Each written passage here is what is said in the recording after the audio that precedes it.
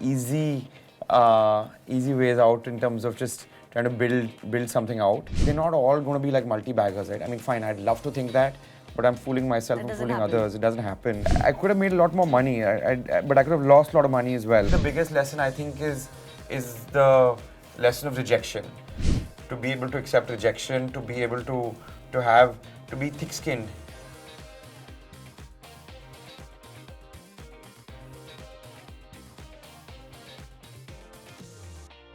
Welcome to another episode of Inside the Family Office, where we go deep to understand what it takes to run a successful family office setup.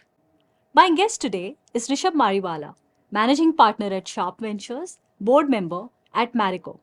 He started young.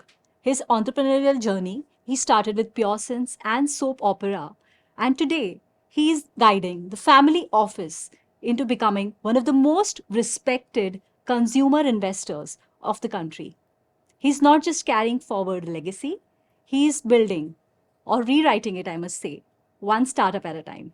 Hi, Rishabh. I welcome you to this episode of Inside the Family Office. Rishabh, in the book Harsh Realities, your father, Mr. Harsh Mariwala, he spoke about breaking away from family business, Bombay Oil Industries, to found Marico. And you somewhere have a very similar journey of while being in Marico, starting your own ventures and then breaking away into entrepreneurial investment journey. So, what is this commonality that binds both of you? And you want to talk about that and also how your father reacted when you mentioned to him that you want to start Sharp. Yeah, so that's a great. I mean, I didn't even think that there was a commonality there, but now that you're saying it, it's sort of, there is some similarity, Yes. Yet some difference. I think for me, it was two breaks. One was with when I was part of Kaya, which was part of Marico, and then I stepped out of that Right. to start my own entrepreneurial venture. That was a much bigger break, frankly, than than starting Sharp Ventures. So I think that for me, I always knew that I wanted to do something with business, but I didn't know what. And I think the move away from, I always thought I'd be working with him, which I did, frankly. I did end up doing that, but not in Kaya, because Kaya I was too sort of junior enough and I was just learning the ropes and things like that. So there was zero, he didn't even know what I was doing back then. He had a broad idea, he had a broad understanding, but he was just busy building Marico, building Kaya. So Right. there was not there was zero oversight actually, and I of course always have and do respect him. So always wanted to work with him, and that didn't happen in Kaya. So I think when I broke away and started soap opera and my own brand, that's when I started engaging with him. So that was one break, but I think the reasons were different. So the reasons, That his was more massy, yours was niche, classy. yeah, his was more, I think, from a family conglomerate to CPG. Mine was from a professionally listed company to an entrepreneurial organization. So very different. Um, and I was doing a 0 to 1 journey. Yeah. He had built his brands in Bombay Oil, right? He was building a parachute and a Saffola within the Bombay Oil construct, and then started Marico so he could focus on just CPG, right? And it being a different business vertical altogether, where he could attract talent under the Marico banner, um, and that gave it an identity of its own, right? Um, and I think that's what, frankly, we all seek to do, right? To have our own identity. Yeah. And I think that my first leap was entrepreneurial, and that was saying that, look, I want to. I mean, in some way or form, it was saying that you want to have your own identity, and I want to break free from what I initially believed was my identity, but later realized that I have to build my own identity, and there's a saying that Nothing grows under a banyan exactly tree. exactly. So that's exactly what it is. So nothing grows under a banyan tree, because there's so much shade that the sunlight is not there. So I had to go out and create something outside of that, and this gave me the, I think it sort of broke away a lot of the layers that were there, and allowed me to take risk, to be my own person, to build faith in myself, and to build faith in what I'm doing, and have the confidence to go and do my own thing rather than living in his shadow. Great. And continuing to that question, in fact, in his book, he's spoken a lot about the obstacles he's faced. What is your own harsh reality, Rishabh? Yeah, so I think it was this sort of, you know, learning and unlearning. I think the whole entrepreneurial journey for me was the 10 years that I spent just you know doing doing things by myself and getting things done, and just creating a whole 0 to 1 journey as a bootstrap business, and finding my own All identity. little details, everything, you pay attention to every little Everything. thing. Yeah. Yeah. I mean that's the job of an entrepreneur, and ground up realities in this country. I think how it's not easy to be an entrepreneur here, and I mean everyone faces it, not just me, but just being able to appreciate and coming from like privilege, and then saying that okay, you start at ground level. It sort of reset the clock for me, and it sort of I didn't have any air cover one way or the other, and just being able to grow very very organically, and it was all a function of how much input I put in, um, that could come out in terms of sales or in terms of output, in terms of what I was trying to build, and that itself took a while to do, because you literally, like, for me it was soaps. It couldn't get more simpler than that. But you know everything from, you are the boss and you are in charge of your marketing, your positioning, your pricing, your product, your packaging, um, to your customers, to your vendors, to everything, right? So to your manufacturing. So I think just ground up getting that reality check was real for me, because I didn't know what it was like to do business in India as an entrepreneur, and that really taught me, like, you know rejection, getting rejected. So if I ask you, what is that one lesson you learned with your soap opera and Pure Sense venture, which a boardroom setting it at Marico wouldn't have taught you? What is that? Is that rejection or is that something else? No, I think it's just like just being able to have that grit. So for me, the biggest lesson, I think, is the lesson of rejection. So having multiple no's, and then turning those no's into a yes, and how that respect is earned, not demanded, or not something that not commanded or demanded, right? But how respect is earned. That's been a journey for me, because mm, you know I think when you go day in and day out, and you're on the field, or you're interviewing people, or you're getting folks on board, or you're in the marketplace, and then seeing your product versus other brands, seeing how they're doing versus you're doing, that reality is real, and how you seeing some brands succeed and then you don't. It's just like humbling every day. And I think just that itself, that constant sort of being at it, for any entrepreneur, I think is a challenge, right? It's not easy, and I think it's taught me to be able to accept rejection, to be able to be thick-skinned. Very important in this. I think you just I don't think just being able to face Perseverance and then just be at it. yeah, perseverance, having that grit, and that thick skinness, in terms of just being able to power through some of the failures that you have, or some of the issues that you face in in business, in investing, or in operational businesses. It just helped me a lot.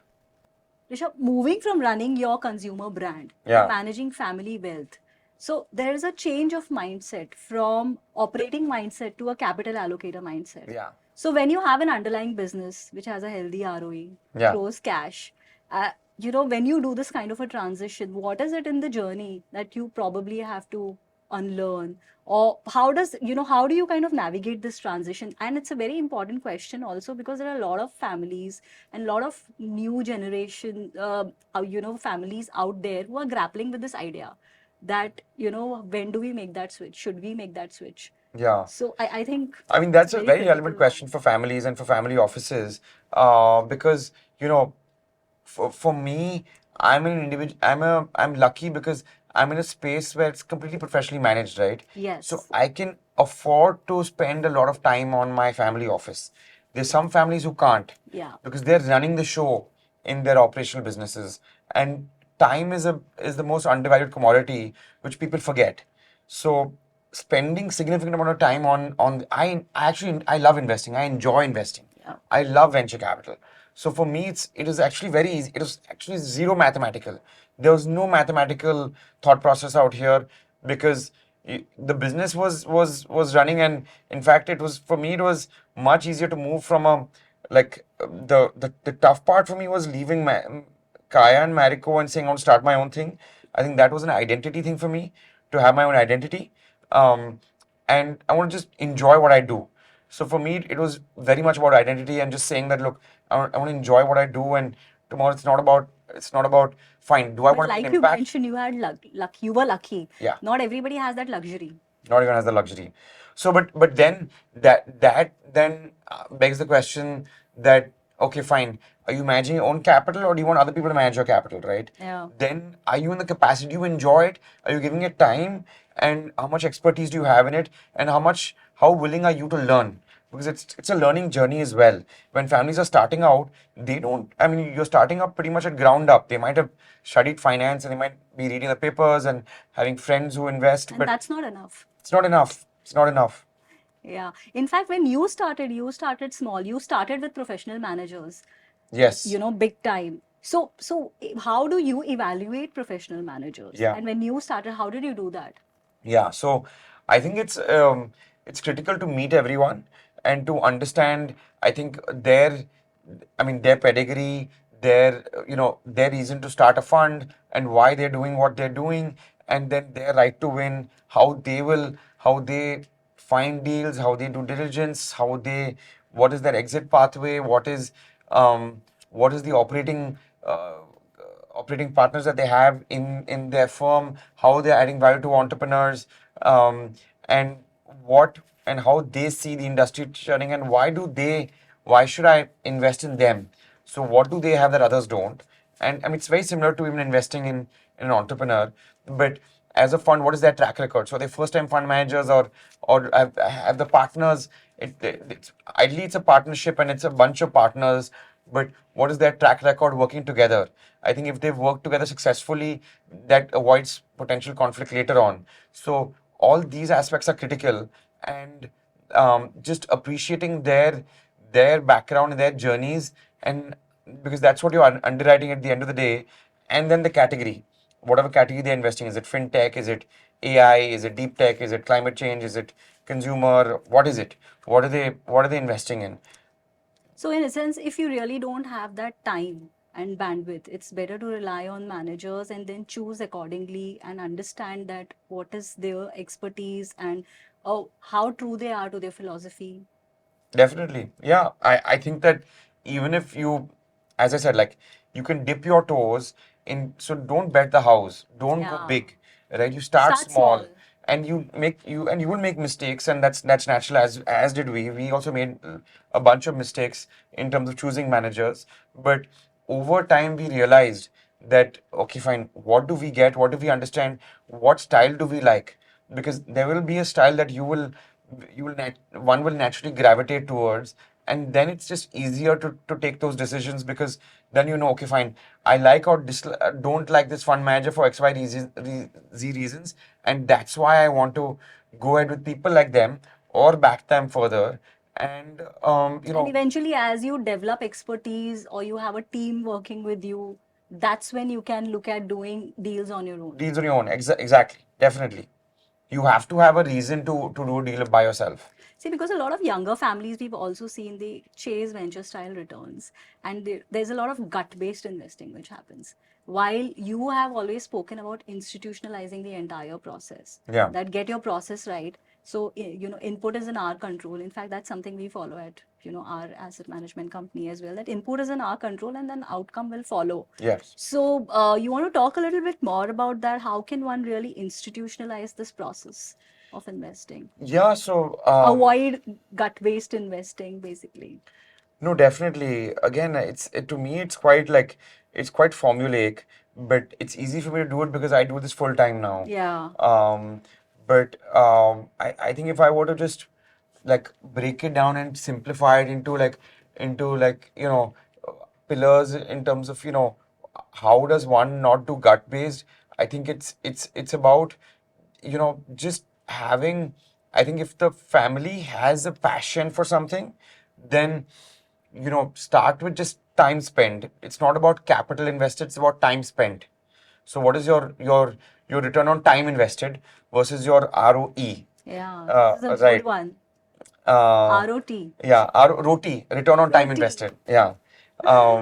So I think that's critical because, say you see, I mean, it's simple, right? There are multiple organizations that have these where you can go and you can be part of these pitches. You talk to other fellow investors. You understand what drives them, what they like, what you liked about the pitch, what you liked about the founder. Go talk to the founder. Go understand it. Go understand the why they're doing what they're doing, and just if it's, I don't know, rockets that you want, then go and meet everyone in the space in the space industry, and then understand all the moving parts around that, right? But how do you filter? Are there any thumb rules? Because there are pitches by Diamond Dozen today available for everyone who Right. has capital. So, are there any thumb rules that one can apply? Yeah, I mean, look, it depends on the stage. Um, like for us, it's early stage. So for us, again, I've shared this earlier, but it's you're betting on the entrepreneur, more on the entrepreneur and less on the category. So I'm betting on the jockey, not the horse. Okay. The jockey is the entrepreneur, the horse is the category or the industry. So I would bet on the entrepreneur, and again, it's about your ability to understand that industry. So, if these families have, say, if they're into, electrical appliances, then they understand the industry. Yeah.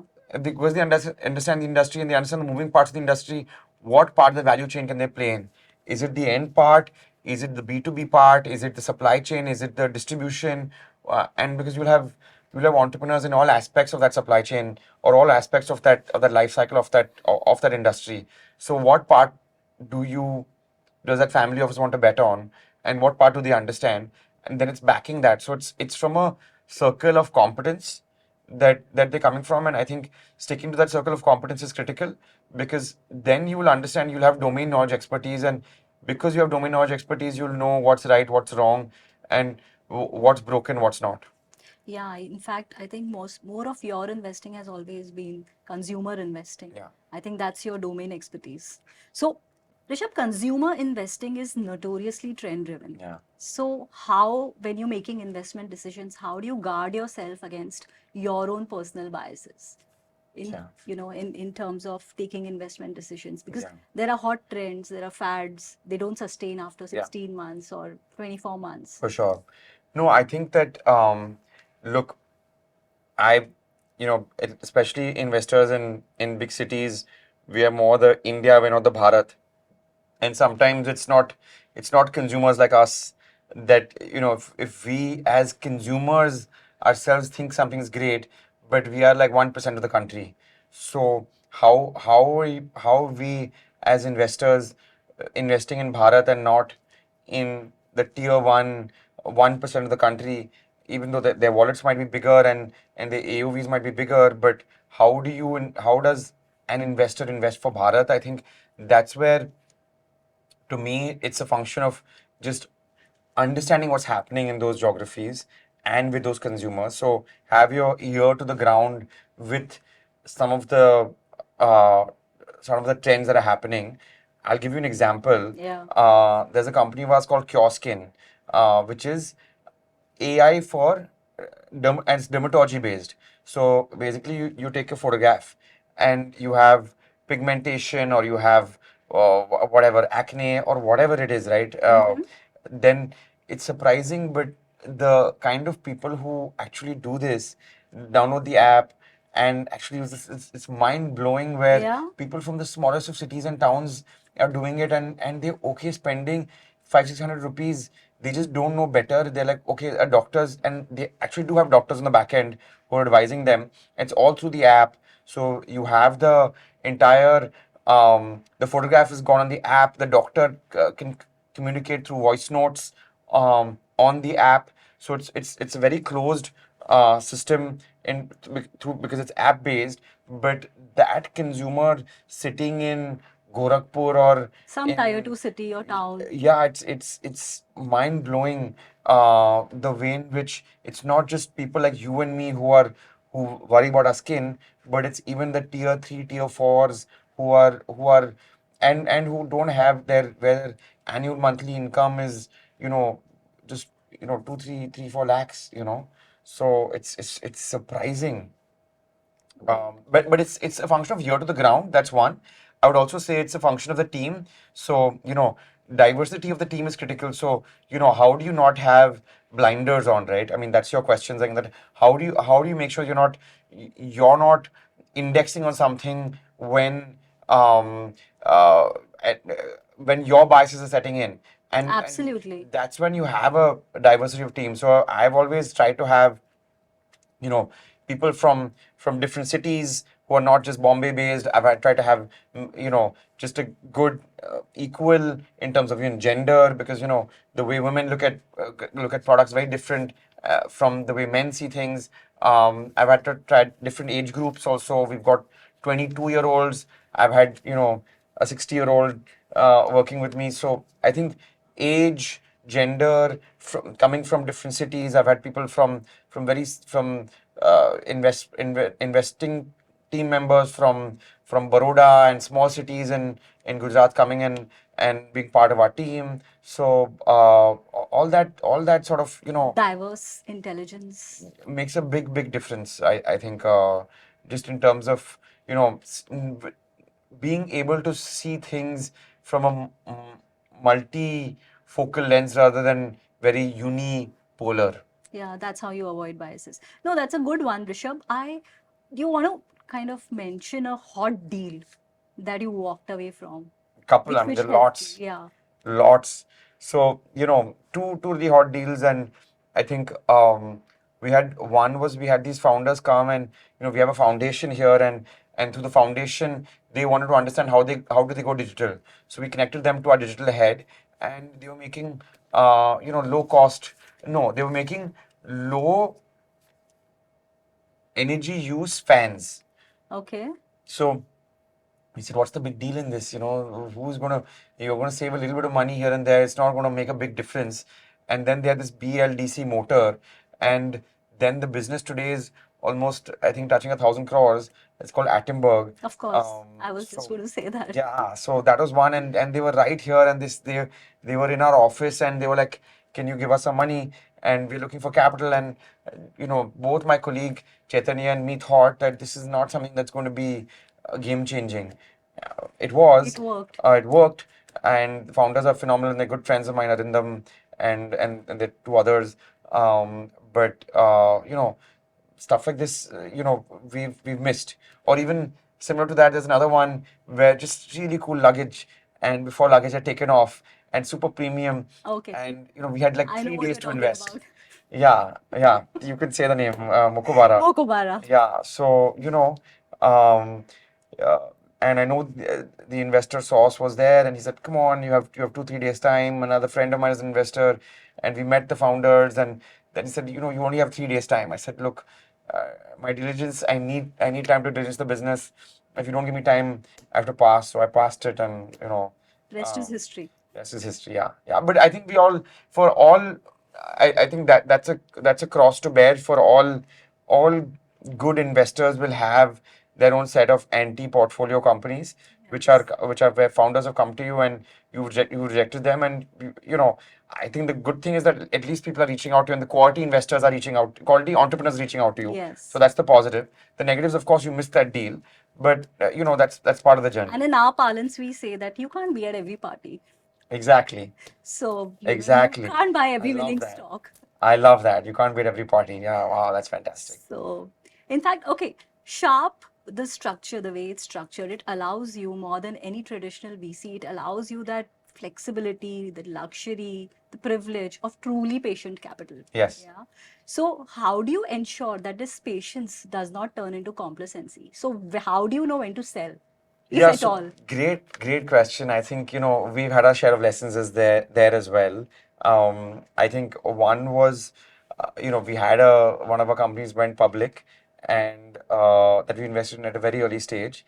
And then, you know, they IPO'd at, you know, $1.5 billion. You know, we, our sort of, you know, we had a lock in that there was no lock in at that time. Sorry. So we could sell. So we said, let's hold on. The P ratios were out of whack, but again, for consumer overall the sector also, it is very high. But this was this is this is unimaginably high. So you know, we had other investors were getting out, and you know, we didn't know that they were getting out, and they exited, and then for whatever reason the stock dropped. So you know, we could have sold. So I think selling at the right time is critical and not being too greedy with holding on. So our logic was that hold on to your winners. That is our logic because you know the founders are great. The stock will continue compounding. But what I think we missed was the significantly high PE ratio. And when is it absurd and when is it unimaginably very high versus a good time to sell. So I think getting that balance in is critical. And if we had that, and it's all in hindsight, but the wisdom to be able to say, okay, fine, let it go, even though it's extremely high, and you believe in the founder, you believe in the business, but for whatever reason the market views it much way higher than what it actually is, it will correct. And being able to appreciate that correction upfront is something that I did not do and we did not do as a team. So those are lessons where I think, you know, the right governance in terms of when to trim and when to cut. You know, I think, you know, book some profit. So we, not that we were in the money out there, but we could have made more money, I think. And those are good examples of actually, you know, losing significant amount of capital just because you timed it wrong. And if you could timed it right, you know, in hindsight, you would be way better off. And it's just a function of being able to analyze that decision, the exit decision better. So that exit decision making should be critical, and we should always keep assessing that at every given stage that you have. So not just post IPO, but even during the journey of the company, when's a good time to take your principal amount out, or you know, if you believe that the valuation is extremely high, and you have to believe that the prospects of growth may not be as high as the valuation that it is today, then you know, take some amount out. You know, I think those are like critical lessons that we are also learning right now as well. And just timing that and getting that timing right and not being too greedy, not being too cautious. So having the right balance, the right mix, and these are hard lessons that you know, we're learning. And I think these lessons teach us everything. And I think if we don't learn these lessons the hard way, then it doesn't get institutionalized. It doesn't get sort of the rigor decreases. So just tracking when you can exit is critical. Yeah. So, in fact, you touched upon governance. And I wanted to ask you that in your journey from being a founder to now managing the family office, how has your view on governance evolved? Like, in the sense that does managing a family office, do you think, does it require far more discipline? Because here, your mistakes, if they happen, they can compound over decades Oh, for if sure. you don't sell. So how do you look at that? No, I mean, in fact, it's surprising. Like Aditi herself gave me a good sort of perspective. in terms of, we were talking about fund managers, and Yeah. he said, you have a 220 with a fund manager, and that 2%, if your AUM is large, that 2% really compounds. Yes. So, and that the eighth wonder of the world is compounding, as we know. Absolutely. So, just thinking about it through that lens, right? So that 220 in the larger scheme of things is not much, but if you look at it from a compounding angle, that can really drive big quantums of capital over a longer period of time. So we have to be really convinced about some of these investments. So I think it's small things like that, along with just simple stuff like asset allocation and just being disciplined about your allocation, your risk, your return, and your timelines. I think being disciplined in that and having rigor to that, and standing by that through and through, and making sure that you're, we call ourselves a river, not a pool.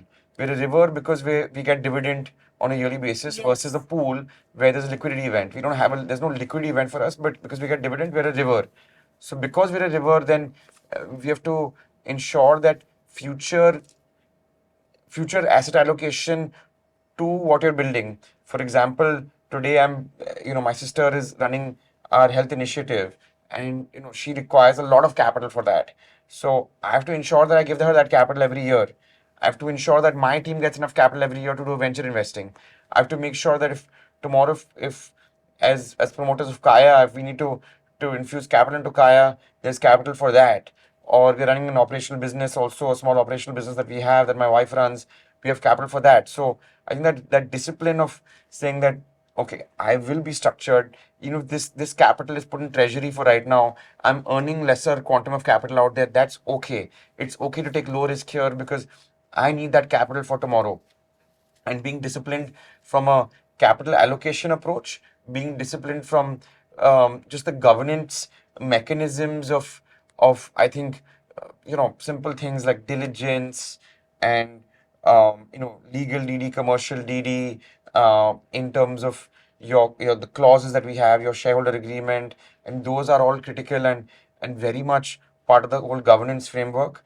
I mean, and the operating reviews that we do in terms of compliance and statutory and taxation is also critical. And if the machinery and the back end is not strong enough, these things can lead to much bigger problems later on. In fact, that is something which is not really well understood by a lot of families, and especially, newer families or smaller family offices, in terms of the back end research or the compliance or due diligence, everything that comes if you're running your own setup. So, keeping that in mind, somewhere it's also a trade off whether I just want to hire professional managers, or manage it on my own. So, is there some threshold that you have in mind, Rishabh, that, at this particular capital or at this threshold, probably you can, kind of do that switch of investing directly versus just staying with professional managers? Do you have some threshold in mind?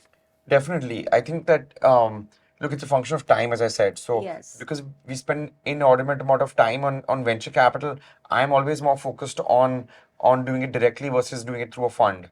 But on the opposite side, on the public market side, with that say what a DSP would do, I actually don't have a strong view out there. So, I'm actually happy to say, here's my money, you manage my money, and it's less a headache, right? And I'm given to someone who knows what they're doing, rather than saying I want everything and do everything in house. That in house team, beyond a point, markets keep changing, and if you don't have a top quartile team, and even if you're paying you pay peanuts, you get monkeys, so you have to have quality talent, you have to have best in class people who know what they're doing, and that's where, like, in-source versus outsource, like, that'll help in the decision making. Great, Rishabh. That was good to know. Rishabh, I know this will be a guesstimate, but and in your observation and experience, can you come at some success failure ratio that you've seen in private investing? Yeah. So, I mean, there are two parts to it. Okay, one is theoretically what it should be in venture capital. And again, I'll just, from a stage perspective, it's more VC than PE. And VC, they say that it's around 2 in every 10 investments will return all your money and give you outsized returns, right? And that'll make up for all your losses, right? And give you much more. So But 2 on 10 still sounds great. I thought it was a poorer number. it's between 1 to 2. Okay. Yeah, it's between 1 to 2. It depends. India is still very different from the US, and venture capital is catching up to the US and to other markets globally. But I think 1 to 2 out of 10, unless you were thinking maybe 1 out of 20, Yeah. but maybe I would say 1 out of 10, 2 out of 20. I mean, maybe you could be right. Um, but I would say that's the theoretical answer. I think if you really know what you're doing, it could be 2 out of 10, which will give you outsized returns, and the remaining like 3, 4 will give you your capital back. So you get your principal back, and the others will just be Fizzle out. Fizzle out, yeah. And you have to have a very high hit rate. So, a lot of the VC funds just go out and invest significantly, and now the pools of capital in venture are just increasing dramatically, and you're seeing just a lot of deployment of capital, and the velocity, the deal flow velocity is just real right now in the market today. I think if I look at my own portfolio, again, it's a function of vintage, and that's the difference that family offices have over venture capital, where we can deploy it. There's no 4 years of deployment. Usually, venture funds and PE funds have saying that we're going to deploy it over 4 years. Then invest, then it takes 4 years to harvest, and then 2 years to divest, and that gives them the 10 to 12 year horizon, which then you get your money back as an investor in a fund. In venture, there's no invest, harvest, divest approach because you're investing every year. So for us, I think we've been have different vintages from 2015 to 2025, and we've done around 33 deals. So it's been a mixed bag because you would have to look at it in that year of investing. So in 2017, when you invested, 8 years from, I mean, that's happening now. So now I can see the my IRRs and where they're placed, because there's one, what's exited, right? What capital you've got out and it's liquid. Two is what's on paper, right? So there's DPI, and there is the multiple on invested capital, the MOIC. So the DPI is what we want to track, and what we have not on paper, but uh, actually what's liquid, and that's a difficult calculation to do, because I think every year will be different, and you have to wait for those long journeys to happen, for the 8 to 10 year journey to happen to really understand.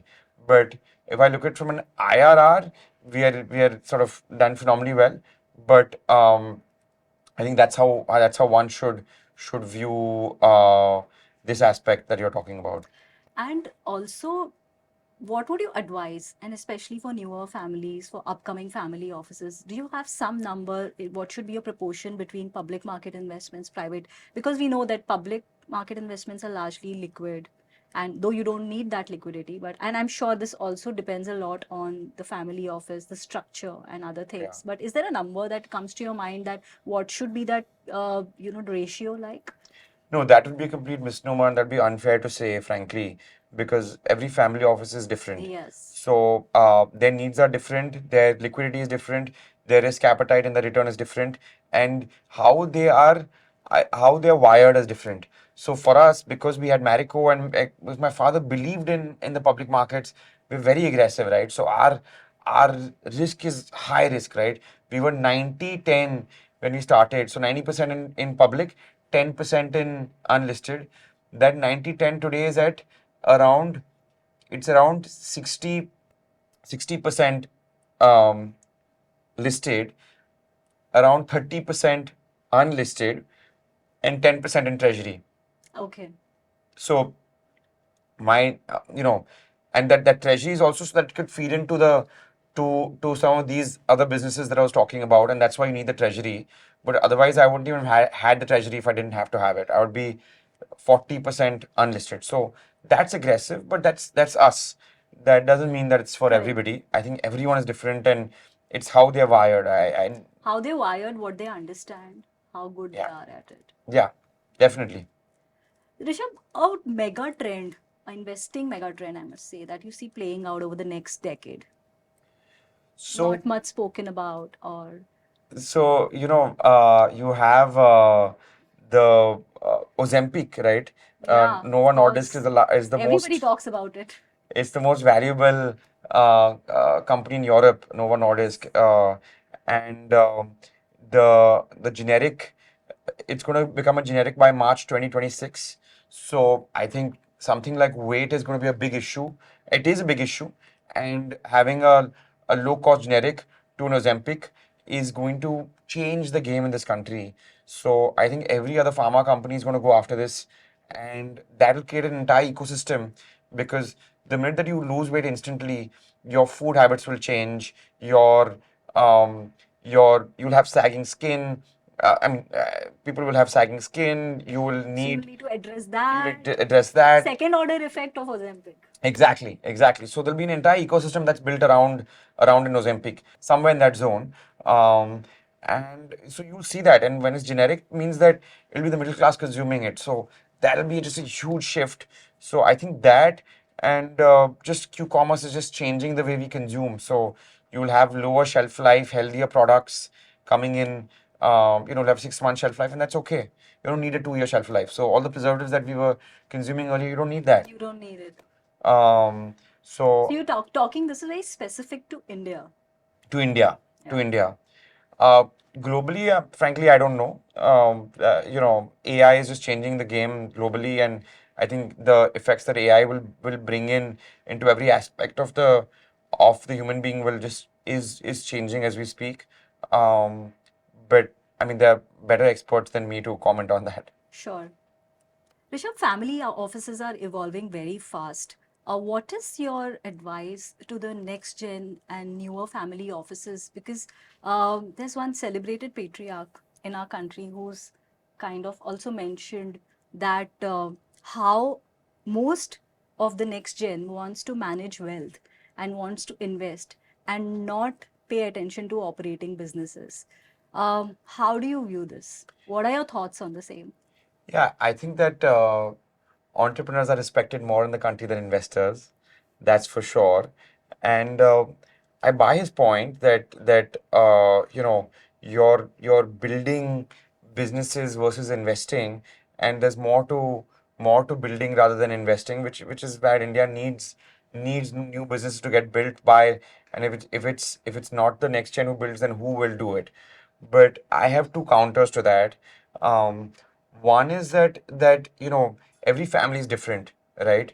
So in my case, uh, our DNA was my father was clear. I mean, I am still investing. I'm still investing. So that is still an entrepreneurial from an investing perspective because I'm what I'm doing is I'm giving all the capital.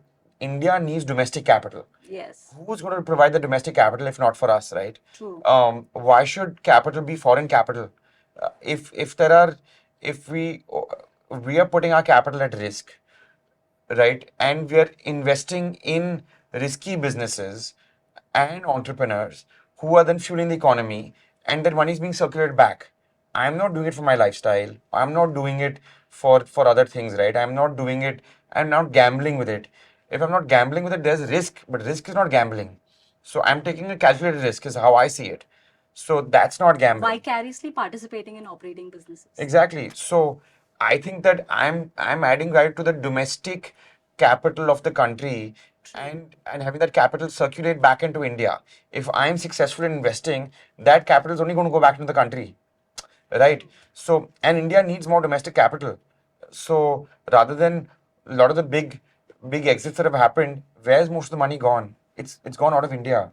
So we need more domestic capital because most of the private equity funds, where have they who's given them the capital? It's foreign capital, not India capital, right? So here we're actually investing within India, and because we believe in the India story before the India story became the India story, right? So there is a rationale, and there's a sort of strong counter to that in terms of I think domestic capital is one, and two is that every family is built differently. So um, when I started, it wasn't easy for me either. But when I was working in my father's organization, but I think he had this thing of firm first, family second, right? He had this mindset, and you know he was busy building up the business and the org, and you know I found there was no space for me as a family member in the organization. So because of that, I became an entrepreneur. I tried being an entrepreneur. It's not like I didn't try. I tried doing it. I did the right way. I did it bootstrapped. I did it the right way. I realized that I enjoy investing more than operating. Um, Now, I can't blame myself for that. I enjoy doing what I do. I'm taking that calculated risk. So my And you're logic, good at it. and I think I'm good at it. Yes. I mean, we'll find out later on, but so far so good. So I don't think it's as binary as they say that it's. They should just be focused on building versus investing. Yeah, and in fact, I would like to give it a little of an economic twist myself. And that actually that quote reminded me when I heard that, when I read that in the newspapers. It reminded me of Atlas Shrugged and Ayn Rand, that book. If you've read that book, uh, which talks about, see, capital is free flowing, and in a democratic society, when capital is free flowing, it'll always go where whoever can make good use of that capital and scale business and generate profit out of it. Right. So I think eventually we'll just have more of first gen entrepreneurs, which is very good for the country. Totally, totally. Yeah. I think It's not the prerogative of next gen to always run operating businesses. We can always have more of first gen entrepreneurs in the country. Completely. That's good for India. 100%. And you back them, and you are fueling the economy in one way or form. So, Rishabh, let's move on to our next section, rapid fire with Rishabh Mariwala. What's the most overrated consumer trend that you're very happy to ignore? No judgments. Sure, I think there are quite a few consumer trends which are overdone, and sometimes it's the function of the quantum of capital that's there in the market, and sometimes it's a function of just entrepreneurs that are trying to do new things and easy ways out in terms of just trying to build something out. I would say that even though I've been a beauty personal care entrepreneur myself and have multiple investments in beauty personal care, every second founder I meet today is doing beauty personal care. And made good money also. So I think we see the successes, but I think there's a graveyard of failures that we don't see. And because now the limited moats to actually starting a new brand, so you get a lot of founders doing that, but you will get a lot of entrepreneurs and funds that will be investing in BPC, and where it's actually a lot more tougher than I think founders think it to be. Okay. What's your personal investment pet peeve? The kind of startup pitch which kind of quickly raises your eyebrows and like it's more like a red flag to you. I think when there's too much of um, focus on pedigree, when they keep reinforcing, where they've studied, without it, and make putting it on their, displaying it too proudly. I think to me sometimes that can put you off very very easily, and that when that humility is not there, I think where founders, make big claims and have these crazy big ideas without there being any ground to it. I think some of that just bravado, or talking too much about pedigree. Those are things that can really put investors like us off. I agree with you. In fact, personally, I feel if you've been in business or a certain profession for more than, say, a decade or two, Yeah. and then if you still need to quote that you passed out of where and which university, which institute, I think that's a red flag. Yeah, for sure. I mean, I feel so as well. I totally believe that, like, it's uh, you know eh, of course it's great to have that sort of to have that pedigree and to have that sort of education, but if you keep saying it, then not just you but your entire team looks at it that way as well, and then investing is a group decision. So even if you're convinced about it, it can put off members also of your team when an investment decision is being taken, when they are, if they show so much of that bravado, then these are long 10-year journeys, and at the end of the day, it's the team also. It's not just me that'll engage with those founders. It's the team as well that engages with them, and they have to have that belief that this founder will do it, and it's not just a one-on-one with an individual. At the end of the day, we're building an institution, right? So it's not just some founder and the managing partner engaging, right? It's a group that's engaging with the entrepreneur and his or her company. So I think that buy-in has to be there, from top to the middle level at least, where when we are having a decision on investing, and especially when you talk about early stage, I think that's even like more critical to have the buy-in from the team, and like not just me, right? Sure. In one of your podcasts, you've spoken about metaverse and gaming, Yeah. right? And if Sharp Ventures had to have a virtual avatar today, Yeah. what do you think it'll be? A serious investor, a wise sage, or a party animal? I mean, that's a really cool question. I think, I'm sure there'll be multiple avatars that one can like, think about, Just and one. create. But I would say it would be a wise sage. Um, Investing is a long journey, and you will, at the end of the day, you want to have an enjoyable journey, and of course, you want great outcomes. Um, but I think that the continuous learning will only add value to the founders and the business, and all businesses, at least from the time I invest till the time I exit, they're not all going to be like multi-baggers, right? I mean, fine, I'd love to think that, but I'm fooling myself, I'm fooling others. It doesn't happen. um, but I think just having the wisdom to learn from the founders, from their mistakes, from the businesses, and from our own mistakes, I think, and then creating a virtuous cycle out of that by continuously sharing those learnings with other founders, and when they're on their journeys, I think those lessons are golden. And I think that if I'm a observer on the sidelines, which we are as investors, of course, we want to add value, and we want to be participative in as investors in their journey, and maybe value add in terms of strategy or in terms of networks, doors, whatever, talent. But we will also learn along with them, and some of those learnings can get cross pollinated to other companies in the portfolio, or why repeat some of those mistakes again, right? When you've seen this movie earlier, you've seen how this is being played out, then you can take some of that learning and say, look, I think what you're doing is wrong, or I think that's fantastic what you're doing, and I've seen pattern recognition taking place, and because of that, we believe this is what we believe. Great. Rishabh, one book or role model that has helped you shape your thinking, especially when it comes to family office investments or leadership? So I think a couple of one or two, I think, people that come to my mind. One is, of course, my father. Of course.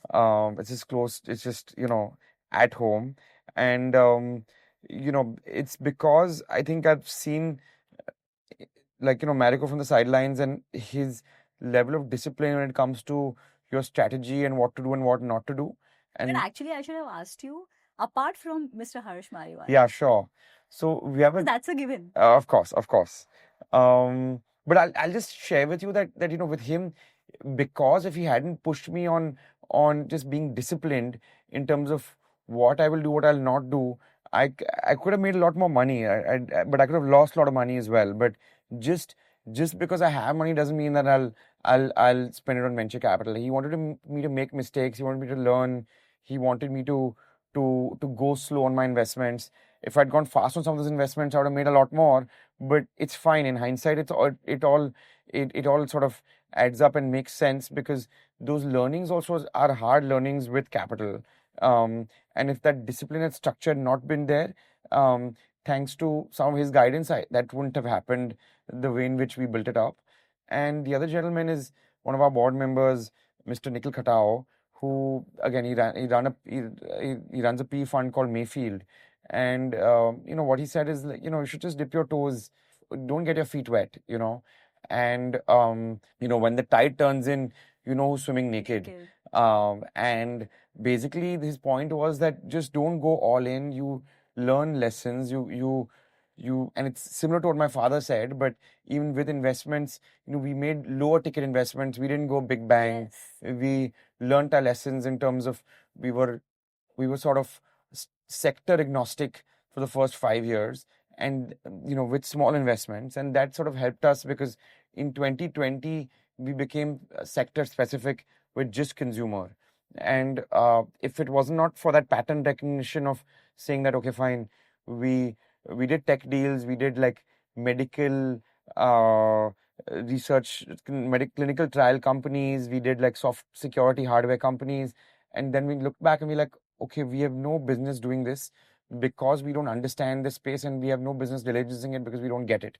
So if it wasn't for people like Nikhil, I think our strategy wouldn't be as clear as it is today. Yes, absolutely. So, Rishabh, thank you so much. This has been greatly, deeply insightful. We found a lot of value, and I hope our listeners find a lot of value in this podcast as well. Really like to thank you once again for your precious time. No, thank you so much, and pleasure talking to you and the DSP team, and I sort of look forward to working with you. Thank you, Rishabh. Thank you. Mutual fund investments are subject to market risks. Read all scheme-related documents carefully.